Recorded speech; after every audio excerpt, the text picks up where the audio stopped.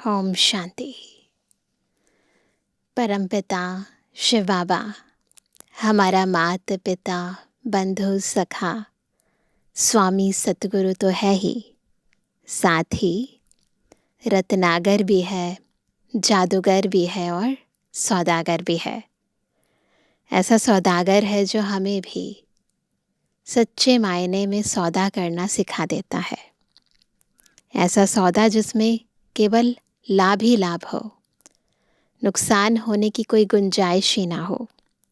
और उसके लिए बाबा हमें अनेक विधियां बताते हैं ताकि जीवन की डगर में हम हर पल उन्नति को ही पाते रहें, थोड़ा भी नीचे ना गिरे, ना लटके, ना भटके, ना अटके, सदा एक बाबा के साथ चटके रहे और आगे बढ़ते रहे। तो सदा हमें नुकसान ना हो, सदा ही हमें मुनाफा होता रहे, उसके लिए आज बाबा विशेष विधि बताते हैं कि हमें रात को अपना पोता मेल रोज़ बाबा को देना है। यूँ तो बाबा दिन से लेकर रात्रि तक की सारी दिनचर्या के लिए श्रीमत देते हैं, परंतु ये श्रीमत कि रात को सोने से पहले बाबा को सारे दिन की दिनचर्या बताना, ये श्रीमत हमें धर्मराजपुरी की सजाओं से बचा सकती है। तो सुनते हैं प्यारे बाबा के मधुर महावाक्य और सीखते हैं ऐसी बहुत सारी विधियाँ। आज है 1 अक्टूबर 2025। बाबा के महावाक्य हैं, मीठे बच्चे रोज़ रात को अपना पोता मेल निकालो, डायरी रखो तो डर रहेगा कि कहीं घाटा ना पड़ जाए। प्रश्न है, कल्प पहले वाले भाग्यशाली बच्चों को बाप की कौन सी बात फौरन टच होगी? उत्तर है, बाबा रोज़ रोज़ जो बच्चों को याद की युक्तियाँ बतलाते हैं वह भाग्यशाली बच्चों को ही टच होती रहेगी। वह उन्हें फौरन अमल में लाएंगे।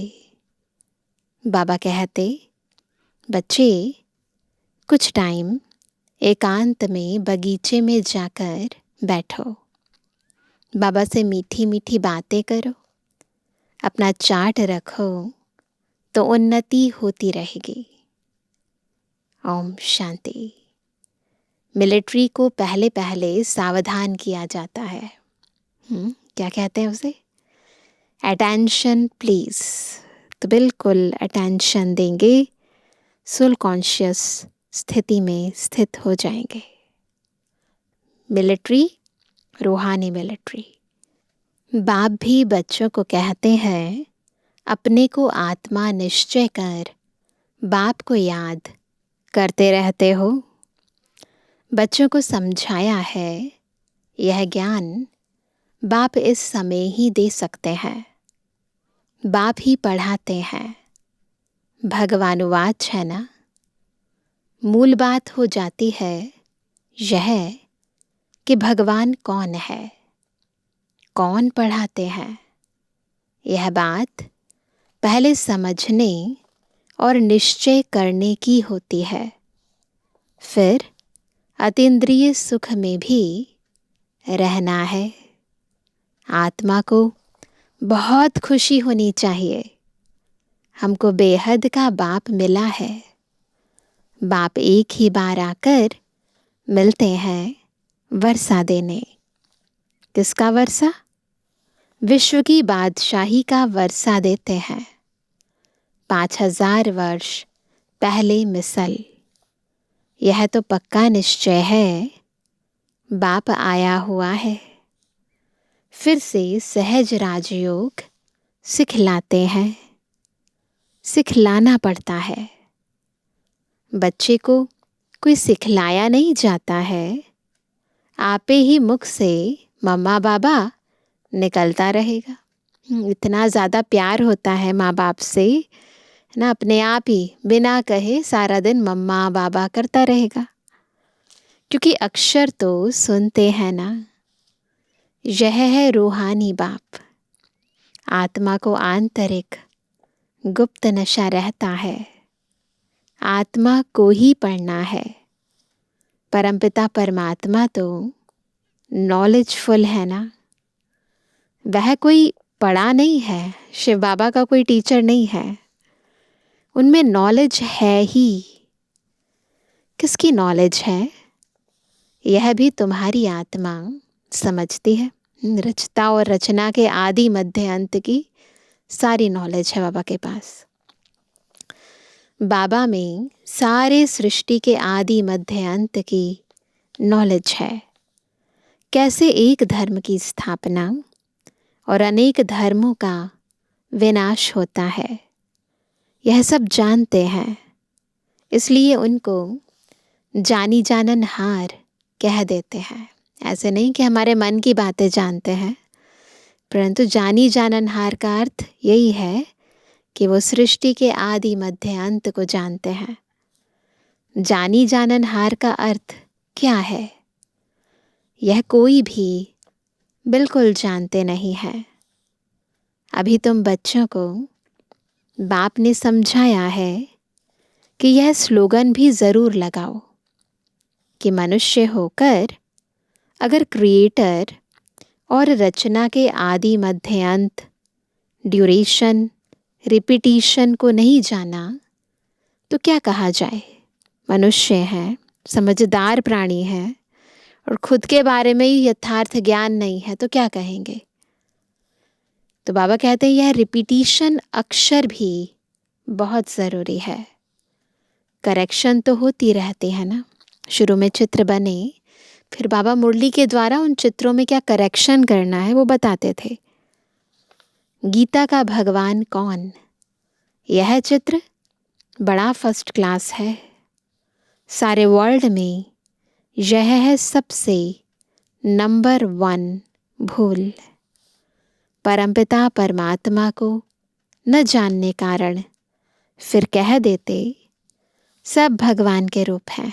कह देते ना सर्वव्यापी हैं, सब भगवान के रूप हैं, मुझ में भी परमात्मा, तुम में भी परमात्मा, ऐसे कहते हैं। जैसे छोटे बच्चे से पूछा जाता है तुम किसका बच्चा? कहेंगे फलाने का। फलाना किसका बच्चा? फलाने का। फिर कह देंगे वह हमारा बच्चा। ऐसे ऐसे करते हैं ना, पहेलियों की तरह पूछते हैं प्रश्न। वैसे यह भी भगवान को जानते नहीं तो कह देते हम भगवान हैं। इतनी पूजा भी करते हैं परंतु समझते नहीं। गाया जाता है ब्रह्मा की रात तो ज़रूर ब्राह्मण ब्राह्मणियों की भी रात होगी। यह सब धारण करने की बातें हैं। यह धारणा उनको होगी जो योग में रहते हैं। याद को ही बल कहा जाता है। ज्ञान तो है सोर्स ऑफ इनकम। याद से आत्मा में शक्ति आती है, इसलिए याद में बल है। याद से शक्ति मिलती है जिससे विकर्म विनाश होते हैं। तुम्हें बुद्धि का योग बाप से लगाना है। यह ज्ञान बाप अभी ही देते हैं, फिर कभी मिलता ही नहीं। सिवाय बाप के कोई दे ना सके। बाकी सब हैं भक्ति मार्ग के शास्त्र, कर्म कांड की क्रियाएं। उसको ज्ञान नहीं कहेंगे। स्पिरिचुअल नॉलेज एक बाप के पास है और वह ब्राह्मणों को ही देते हैं। और कोई के पास स्पिरिचुअल नॉलेज होती नहीं। दुनिया में कितने धर्म मठ पंथ हैं, कितनी मतें हैं। बच्चों को समझाने में कितनी मेहनत होती है ना। इसलिए मेहनत लगती है क्योंकि वैरायटी बहुत है, बहुत सारी मतें हैं। विश्वास करना मुश्किल हो जाता है। कितने तूफान आते हैं, गाते भी हैं। इस पर क्या गाते हैं? नैया मेरी पार लगाओ। सबकी नैया तो पार नहीं जा सकती। कोई डूब भी जाएगी, कोई खड़ी हो जाएगी। 2-3 वर्ष हो जाते हैं, कईयों का पता ही नहीं। ऐसे होते हैं ना, कोई तो पुर्जा पुर्जा यानी टुकड़े टुकड़े हो जाते हैं ना, उस दुनिया में चले जाते हैं। कोई वहाँ ही खड़े हो जाते हैं, बिल्कुल आगे पुरुषार्थ बढ़ता ही नहीं है। इसमें मेहनत बहुत है। बाबा कहते हैं आर्टिफिशियल योग भी कितने निकले हैं, कितने योग आश्रम हैं। रूहानी योग आश्रम कोई हो ना सके, बाप ही आकर आत्माओं को रूहानी योग सिखलाते हैं। बाबा कहते हैं यह तो बहुत सहज योग है, इन जैसा सहज कुछ भी है नहीं। बाबा को याद ही तो करना है ना। ना कहीं दौड़ना है, ना कहीं पैदल चलना है, नंगे पैर भी नहीं जाना है, ना पैसे खर्च करने हैं। तो इससे ज़्यादा इजी तो कुछ है ही नहीं। मन बुद्धि से बाबा को याद करना है। आत्मा ही शरीर में आकर पाठ बजाती है। 84 जन्म मैक्सिमम है, बाकी तो कम कम होते जाएंगे। यह बातें भी तुम बच्चों में कोई की बुद्धि में है। बुद्धि में धारणा बड़ा मुश्किल होती है। पहली बात, बाप समझाते हैं कहाँ भी जाते हो तो पहले पहले बाप का परिचय दो। बाप का परिचय कैसे देवें, इसके लिए युक्ति रची जाती है। वह जब निश्चय हो तब समझें बाप तो सत्य है। ज़रूर बाप सत्य बातें ही बताते होंगे, इनमें संशय नहीं लाना चाहिए। याद में ही मेहनत है, इसमें माया ऑपोजिशन करती है, घड़ी घड़ी याद भुला देती है।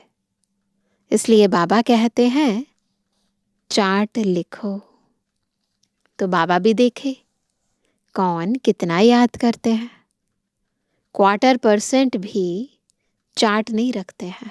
बाबा कंप्लेंट कर रहे हैं। कोई कहते हैं हम तो सारा दिन याद में रहता हूँ। बाबा कहते हैं यह तो बड़ी मुश्किल है। सारा दिन रात तो बांधेलियाँ जो मार खाती रहती वह याद में रहती होंगी। जब मार पड़ती है ना तो बाबा की याद बहुत आती है। वो कहते सारा दिन तो बस वही याद करती होंगी। शिव बाबा कब इन संबंधियों से हम छूटेंगे, यही चलता रहता है मन में। आत्मा पुकारती है बाबा हम बंधन से कैसे छूटें। अगर कोई बहुत याद में रहते हैं तो बाबा को चार्ट भेजें, डायरेक्शन मिलते हैं। रोज़ रात को अपना पोता मेल निकालो, डायरी रखो। डायरी रखने से डर रहेगा, हमारा घाटा ना निकल आए। बाबा देखेंगे तो क्या कहेंगे, इतने मोस्ट बिलीवेड बाबा को इतना समय ही याद करते हो। लौकिक बाप को, स्त्री को तुम याद करते हो, मुझे इतना थोड़ा भी याद नहीं करते हो। चार्ट लिखो तो आपे ही लज जाएगी। इस हालत में मैं पद पा नहीं सकूंगा। इसलिए बाबा चार्ट पर जोर दे रहे हैं। बाप को और 84 के चक्र को याद करना है, तो फिर चक्रवर्ती राजा बन जाएंगे। आप समान बनाएंगे तब तो प्रजा पर राज्य करेंगे। यह है ही राजयोग, नर से नारायण बनने का एम ऑब्जेक्ट यह है। जिसे आत्मा को देखा नहीं जाता, समझा जाता है। इनमें आत्मा है, यह भी समझा जाता है। इन लक्ष्मी नारायण की ज़रूर राजधानी होगी। इन्होंने सबसे जास्ती मेहनत की है, तब स्कॉलरशिप पाई है। ज़रूर इन्हों की बहुत प्रजा होगी, क्योंकि मामा ने बाबा ने बहुत मेहनत की, इसीलिए लक्ष्मी नारायण बने, तो प्रजा भी बहुत होगी। ऊंच ते ऊंच पद पाया है, ज़रूर बहुत योग लगाया है, तब पास विद ऑनर हुए। यह भी कारण निकालना चाहिए। क्या कारण निकालना चाहिए? हमारा योग क्यों नहीं लगता है, खुद ही निकालना चाहिए, है ना, क्योंकि कमी कमजोरी अंदर ही होती है ना।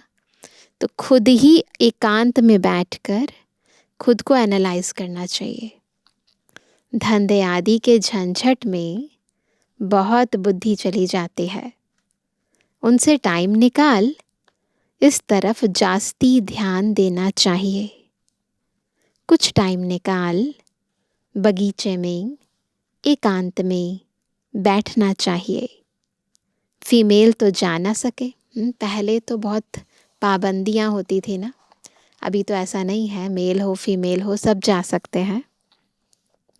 उनको तो घर संभालना है, पुरुषों को सहज है।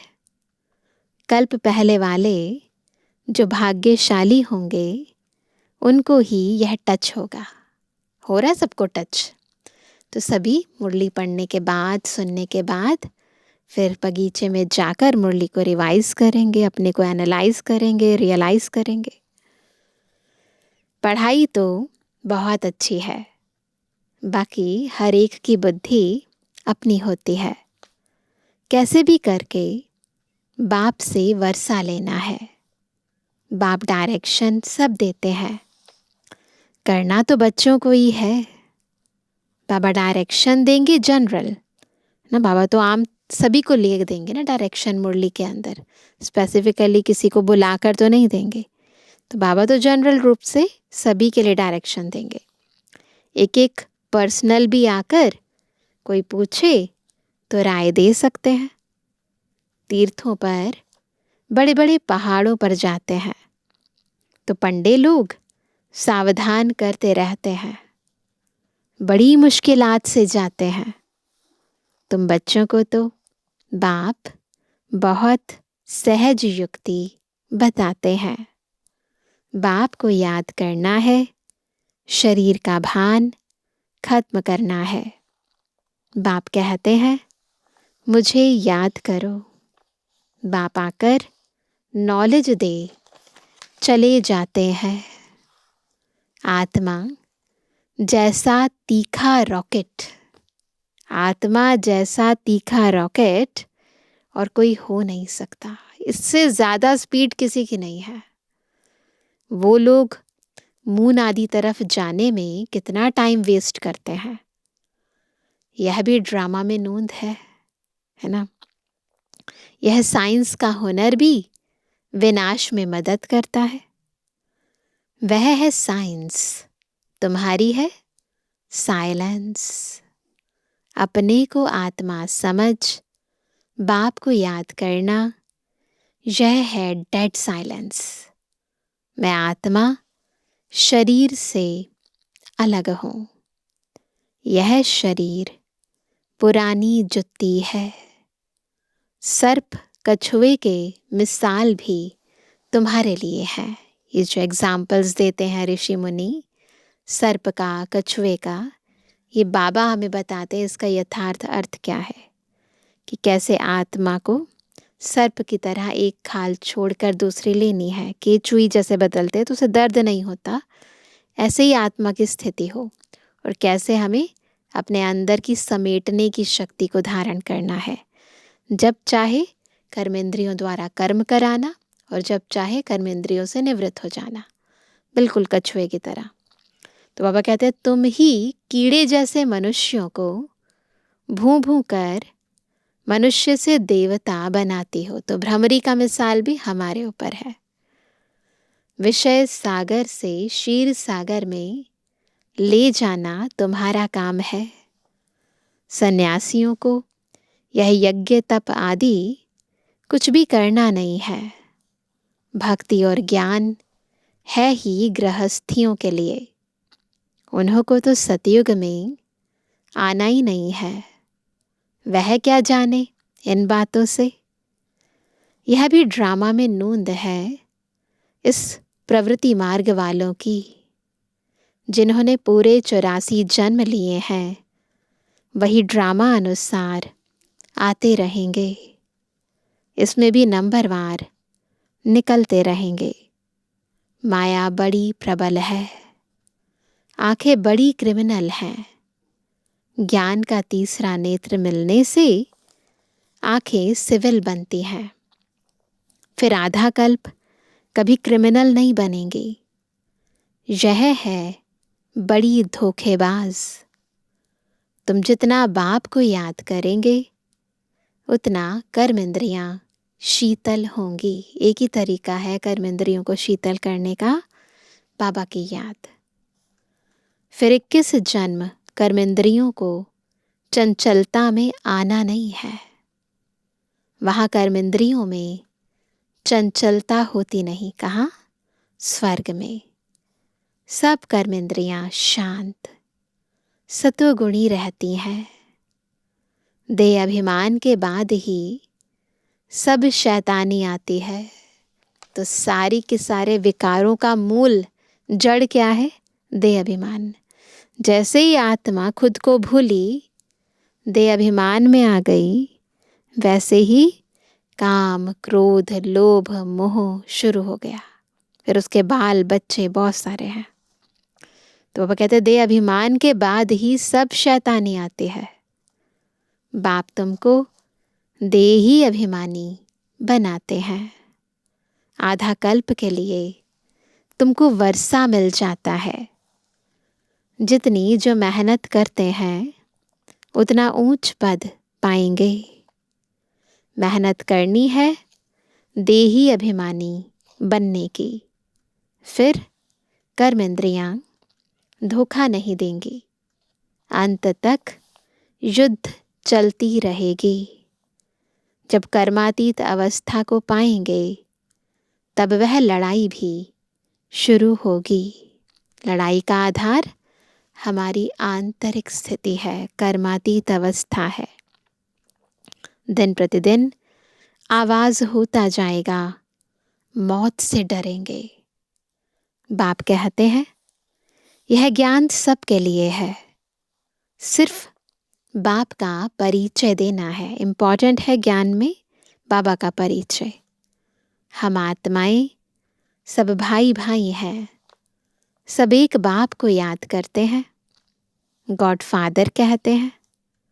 करके कोई नेचर को मानने वाले होते हैं, परंतु गॉड तो है ना, उनको याद करते हैं।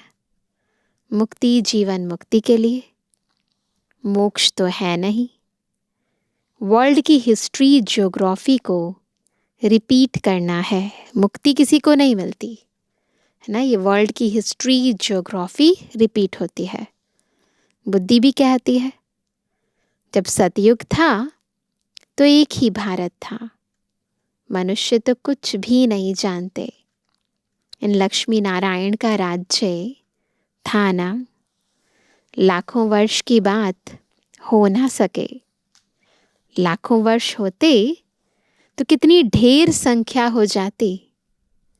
बाप कहते हैं अब कलयुग पूरा हो, सतयुग की स्थापना हो रही है। क्या हो रहा है? कलयुग पूरा हो रहा है और सतयुग की स्थापना होती जा रही है। वह समझते हैं जो भक्ति में है, कलयुग तो अजन बच्चा है। इतने 1000 वर्ष की आयु है। तुम बच्चे जानते हो। अभी तो वो भी यही कहते हैं कि कलयुग खत्म होने वाला है, लेकिन तुम बच्चे जानते हो यह कल्प है ही 5000 वर्ष का। भारत में ही यह स्थापना हो रही है। भारत ही अब स्वर्ग बन रहा है। अभी हम श्रीमत पर यह राज्य स्थापन कर रहे हैं। अब बाप कहते हैं मामेकम याद करो। पहला पहला शब्द ही यह दो, क्या माम एकम याद करो। हर एक को सिखाओ कैसे एक बाबा को याद करना है।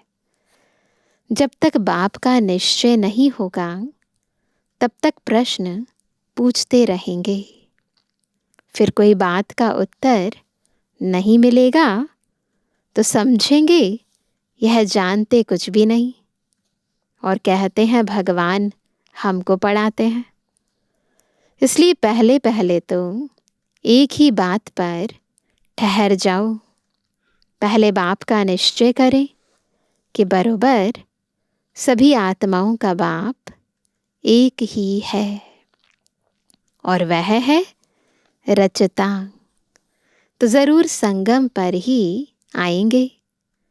बाप कहते हैं मैं युगे युगे नहीं, कल्प के संगम युग पर आता हूँ। क्लियर करते हैं बाबा, मैं हूँ ही नई सृष्टि का रचता। तो बीच में कैसे आऊँगा? मैं आता ही हूँ पुरानी और नई के बीच में। इनको पुरुषोत्तम संगम युग कहा जाता है। तुम पुरुषोत्तम भी यहाँ बनते हो। लक्ष्मी नारायण सबसे पुरुषोत्तम है। एम ऑब्जेक्ट कितनी सहज है। सबको बोलो यह स्थापना हो रही है। बाबा ने कहा है पुरुषोत्तम अक्षर ज़रूर डालो, क्योंकि यहाँ तुम कनिष्ठ से पुरुषोत्तम बनते हो। ऐसी ऐसी मुख्य बातें भूलनी नहीं चाहिए, है ना। बहुत इम्पॉर्टेंट पॉइंट है कि पुरुषोत्तम अक्षर ज़रूर डालना है और संवत की डेट भी ज़रूर लिखनी चाहिए। यहाँ तुम्हारी पहले से राजाई शुरू हो जाती है। औरों की राजाई पहले से नहीं होती। वह तो धर्म स्थापक आए तब उनके पीछे उनके धर्म की वृद्धि हो। करोड़ों बने तब राजाई चले। जब तक करोड़ों नहीं हो जाते तब तक राजाई नहीं होती। तो जब संख्या वृद्धि को पाती है तो फिर वो राजा बनते हैं। तो करोड़ों बने तब राजाई चले। तुम्हारी तो शुरू से सतयुग में राजाई होगी। सतयुग आदि से ही राजाई होगी। ऐसे नहीं कि बहुत सारे हो जाएंगे फिर राजाई होगी। यह किसको भी बुद्धि में नहीं आता कि सतयुग में इतनी राजाई कहाँ से आई। कलयुग अंत में इतने ढेर धर्म हैं, फिर सतयुग में एक धर्म एक राज्य कैसे हुआ। कितने हीरे जवाहरों के महल हैं। भारत ऐसा था जिसको पैराडाइज कहते थे। 5000 वर्ष की बात है। लाखों वर्ष का हिसाब कहाँ से आया। मनुष्य कितने मूझे हुए हैं। कंफ्यूजन बहुत है ना। अब उनको कौन समझाए। वे समझते थोड़ी हैं कि हम आसुरी राज्य में हैं। इनकी यानी देवताओं की तो महिमा सर्वगुण संपन्न, 16 कला संपूर्ण, संपूर्ण निर्विकारी है। इनमें 5 विकार नहीं है, क्योंकि देही अभिमानी है। तो बाप कहते हैं मुख्य बात है याद की। 84 जन्म लेते लेते तुम पतित बने हो। अब फिर पवित्र बनना है। यह ड्रामा का चक्र है। अच्छा मीठे मीठे के लिए जवानी बच्चों पितृवानी बाप दादा का दिल जान सको प्रेम से नंबरवार प्रसाद अनुसार यादगार और गुणवानी। रूहानी बच्चों की रूहानी बाप दादा को गुड मॉर्निंग, नमस्ते नमस्ते नमस्ते। धारणा के लिए मुख्य सार। पहला, ज्ञान के तीसरे नेत्र को धारण कर अपनी धोखेबाज आँखों को सिविल बनाना है। सिविल बनाने के लिए क्या करना है? ज्ञान के तीसरे नेत्र को धारण करना है ना। नॉलेज स्वरूप से, यानी अपने को आत्मा समझ कर दूसरे को देखना है। याद से ही कर्म इंद्रियां शीतल सतोगुणी बनेंगी, इसलिए यही मेहनत करनी है। दूसरा, धंधे आदि से टाइम निकाल एकांत में जाकर याद में बैठना है। कारण देखना है कि हमारा योग क्यों नहीं लगता है। अपना चार्ट ज़रूर रखना है। वरदान है, सहन शक्ति द्वारा अविनाशी और मधुर फल प्राप्त करने वाले सर्व के स्नेही भव। सहन शक्ति द्वारा अविनाशी और मधुर फल प्राप्त करने वाले सर्व के स्नेही भव। स्नेही बनने के लिए सहन शक्ति तो धारण करनी पड़ेगी, है ना। सहन करना मरना नहीं है, लेकिन सबके दिलों में स्नेह से जीना है। कैसा भी विरोधी हो, रावण से भी तेज हो, एक बार नहीं 10 बार सहन करना पड़े, फिर भी सहन शक्ति का फल अविनाशी और मधुर है। सिर्फ यह भावना नहीं रखो कि मैंने इतना सहन किया तो यह भी कुछ करे, ऐसे नहीं, है ना। हमने इतना किया तो उसे भी ऐसा करना चाहिए, नहीं। अल्पकाल के फल की भावना नहीं रखो, रहम भाव रखो। यही है सेवा भाव। रहम करो, ये सेवा भाव है। सेवा भाव वाले सर्व की कमजोरियों को समा लेते हैं, उनका सामना नहीं करते। अगर सेवा भावना होती है ना, तो कमजोरियों को समाते हैं, सामना नहीं करते। स्लोगन है, जो बीत चुका उसको भूल जाओ। बीती बातों से शिक्षा लेकर आगे के लिए सदा सावधान रहो। जो बीत चुका उसको भूल जाओ, और जो बीती बातें हैं उनसे शिक्षा लो और आगे बढ़ो। आज का अव्यक्त इशारा, स्वयं और सर्व के प्रति मनसा द्वारा योग की शक्तियों का प्रयोग करो। नया मंथ स्टार्ट हुआ है, तो नया टॉपिक है, स्वयं और सर्व के प्रति मनसा द्वारा योग की शक्तियों का प्रयोग करो। जैसे बाप दादा को रहम आता है, ऐसे आप बच्चे भी मास्टर रहम दिल बन अपनी मनसावृत्ति से वायुमंडल द्वारा आत्माओं को बाप द्वारा मिली हुई शक्तियाँ दो। जब थोड़े समय में सारे विश्व की सेवा संपन्न करनी है, तत्वों सहित सबको पावन बनाना है, तो मनसा द्वारा तीव्र गति से सेवा करो। यही तरीका है। इतनी सारी आत्माओं को कैसे जा जा कर ज्ञान देंगे, तो मनसा द्वारा तीव्र गति से सेवा करो, योग की शक्तियों का प्रयोग करो। तो मनसा सकाश को स्वयं प्रति और सर्व के प्रति यूज करो। अच्छा, ओम शांति।